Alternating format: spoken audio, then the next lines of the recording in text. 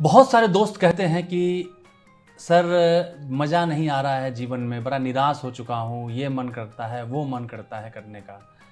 मैं बार बार सबसे यही कहता हूँ कि ये जीवन है, कोई मोबाइल नहीं है कि मज़ा नहीं आ रहा चलाने में दूसरा फ़ोन ले लेंगे। इसको बर्बाद करने का आप सोच भी कैसे सकते हैं? ये बहुत महत्वपूर्ण है। आप अगर रोड से गुजर रहे हैं और देखते हैं किसी की BMW गाड़ी खड़ी है और उस BMW गाड़ी पे पूरा धूल मिट्टी लगा हुआ है, आप क्या सोचते हैं कितना गिरा हुआ इंसान है, इतनी अच्छी गाड़ी मिली और उसको महत्व नहीं कर रहा है, उसको ऐसे ही गंदा छोड़ दिया है, कम से कम एक कपड़ा तो मार देता। और आप अपने जीवन के साथ क्या कर रहे हैं कि जीवन BMW गाड़ी से करोड़ों गुना बड़ा है। अगर हिंदू माइथोलॉजी की बात करें तो 84,000 जीवन के बाद ये जीवन मिलता है। ये ऐसा नहीं है कि आज फिर कल चले गए, यहाँ चले गए, नया जीवन तो पुराना जीवन। इसके महत्व को समझिए और इस जीवन में हम सब कुछ पा सकते हैं। जिसने भी इस संसार का निर्माण किया है उसने हर चीज़ को पाने के लिए थोड़ा सा स्ट्रगल बनाया है और हम लोग उसी के पहले सरेंडर कर देते हैं। हम लोग हमेशा अपना एक कंफर्ट जोन, जो शब्द है जिससे मुझे बिल्कुल नफरत है, क्योंकि इस कंफर्ट जोन के कारण मैंने अपने जीवन का 12 साल खराब किया। और हम लोग खुद अपना एक कॉन्सेप्ट बना लेते हैं, अपनी एक थ्योरी बना लेते हैं कि सफलता हमारे बस की नहीं है, जो लोग सफल हो रहे हैं वो अलग हैं। ऐसा कुछ नहीं है, ऐसा कोई परिभाषा नहीं है। क्रिकेट की बात कीजिए तो महेंद्र सिंह धोनी क्या अंडर 19 में सेलेक्ट हुए थे? क्या रणजी ट्रॉफी के लिए वो सेलेक्ट हुए थे? दिलीप ट्रॉफी में सेलेक्ट हुए थे, उनकी फ्लाइट छूट जाती है और उसके बाद उन्होंने अपनी मेहनत से प्रूव करके दिखाया कि वो भारत के सबसे सफल कप्तान बने। तो ऐसा कुछ नहीं है। जिन्होंने जो अंडर 19 खेले, हो सकता है उनको आगे खेलने का मौका नहीं मिला क्योंकि उस दिन उनका हौसला खत्म हो गया होगा।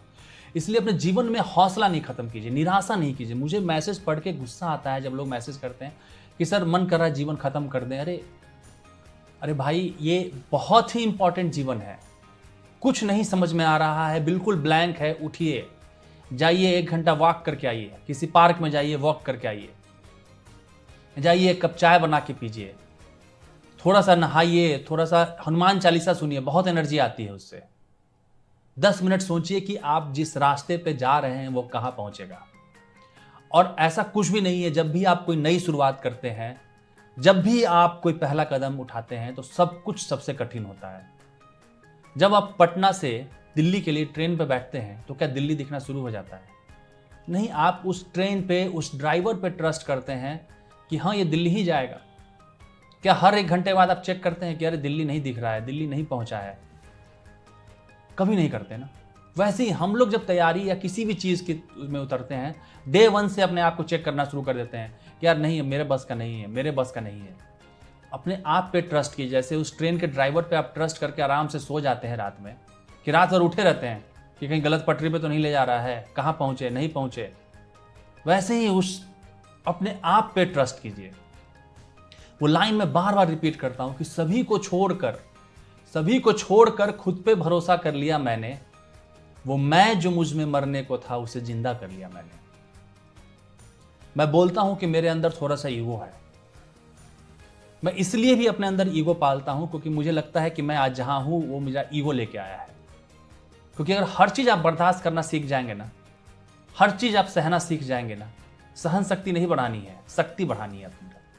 हर चीज को नहीं बर्दाश्त करना है। बुरा लगना चाहिए कोई चीज, कोई आज बेइज्जत करे तो बुरा लगना चाहिए, अंदर से दिल रोना चाहिए। तब जाके आप जाकिएगा कि नहीं, मुझे इस रास्ते से निकलना है, यहाँ से बाहर निकलना है, इस दलदल से बाहर निकलना है।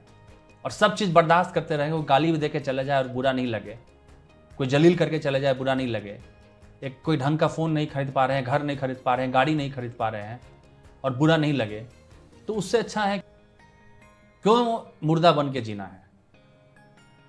अरे बुरा लगने दीजिए, बुरा लगिए। और मैं गारंटी से एक बात कहता हूं कि इन सब चीजों से बाहर आने का एक ही रास्ता है, मेहनत। सिर्फ मेहनत करके देखिए एक बार। रॉकेट को जब पृथ्वी के लिमिट से बाहर निकलना होता है तो सबसे ज्यादा उसको स्पीड लाना पड़ता है, एस्केप वेलोसिटी बोलते हैं उसको। वही एस्केप वेलोसिटी एक बार लाना पड़ेगा, उसके बाद चीजें आसान हो जाएंगी। ऐसा नहीं है कि पूरी जिंदगी स्ट्रगल करना है, पूरी जिंदगी स्ट्रगल नहीं करना है। एक बार मेहनत करके देखिए, देखिए कैसे चीज़ें आसान होती जाती हैं।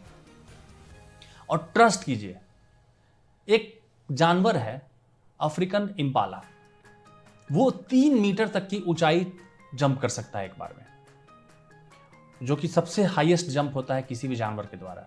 लेकिन जब उसको चिड़ियाघर में रखा जाता है तो वो 1 मीटर का भी दीवार नहीं जंप कर पाता। जब 3 मीटर का दीवार बना देंगे तो बाहर से पब्लिक देख नहीं पाएगी, तो 1 मीटर का दीवार बनाया गया और कभी भी इम्फाला जंप नहीं कर पाया उसको।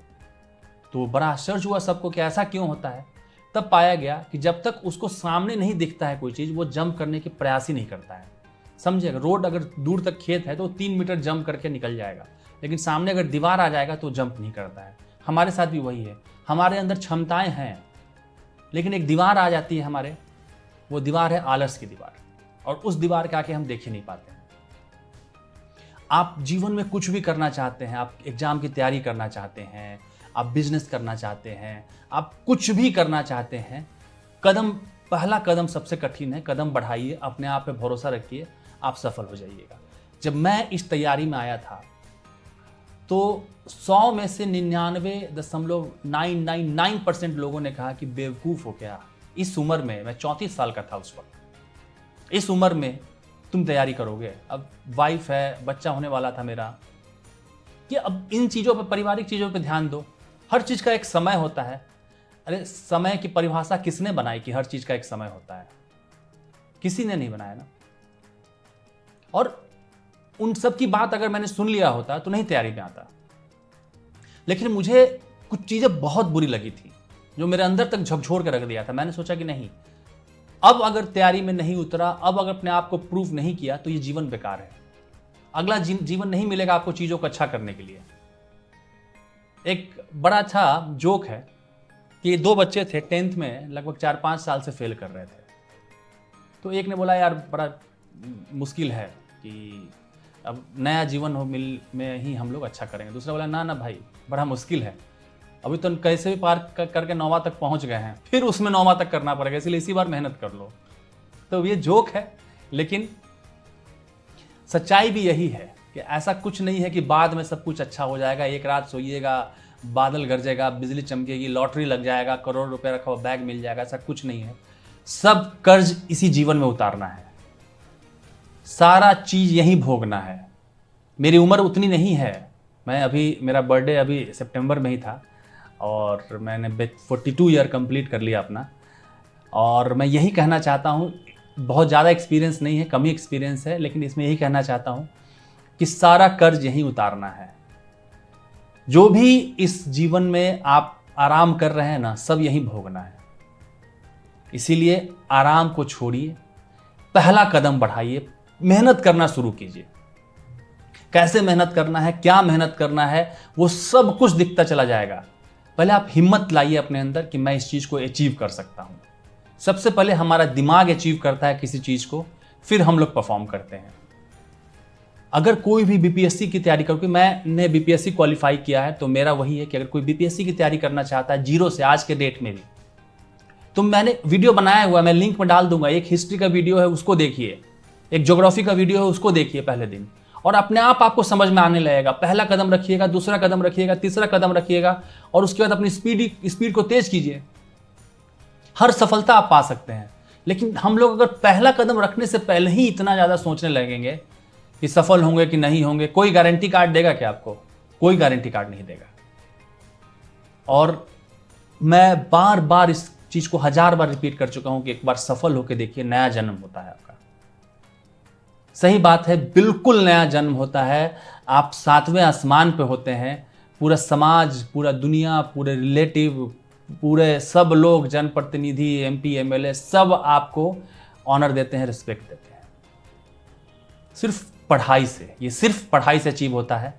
कोई शॉर्टकट ट्रिक नहीं है सफलता के लिए। अगर कहीं कोई बताता हो शॉर्टकट ट्रिक तो मुझे ही बताइएगा, क्योंकि 12-13 साल मैंने इसी चक्कर में, शॉर्टकट के चक्कर में ही खराब कर दिया अपना। और दिमाग में एक चीज़ भर गया था कि नहीं, पूत के पांव पलने में दिखते हैं, मेरे नहीं दिखे हैं, अब मैं नहीं कुछ कर पाऊंगा।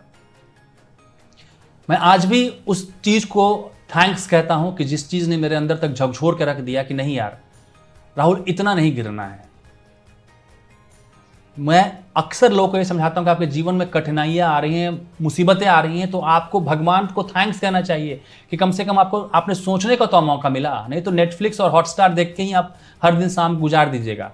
रोज़ वहाँ कुछ ना कुछ नया वेब सीरीज आ रहा है और बाकी समय आपको 1.5 GB 1 GB डेटा फ्री है आपको इंस्टाग्राम और फेसबुक और यूट्यूब की रील देखने के लिए। कुछ मुसीबत भगवान देते हैं तो धन्यवाद कहिए कि मुझे मुसीबत दिया है, इसीलिए मैंने दूसरी तरफ देखना शुरू किया। और जब दूसरी तरफ देखिएगा तो रास्ते कई मिलेंगे और किसी भी रास्ते पर चल के आप सफल हो सकते हैं। सिर्फ मेहनत करना पड़ेगा, सिर्फ मेहनत करना पड़ेगा और सिर्फ मेहनत करना पड़ेगा। बस जाते जाते एक लाइन ये कहना चाहता हूं कि कुछ इस कदर निभाओ अपने किरदार को, कुछ इस कदर निभाओ अपने किरदार को कि पर्दा गिरने के बाद भी तालियां बजती रहें। तो कुछ ऐसा कीजिए कि पर्दा गिरने के बाद भी तालियां बजते रहें। धन्यवाद।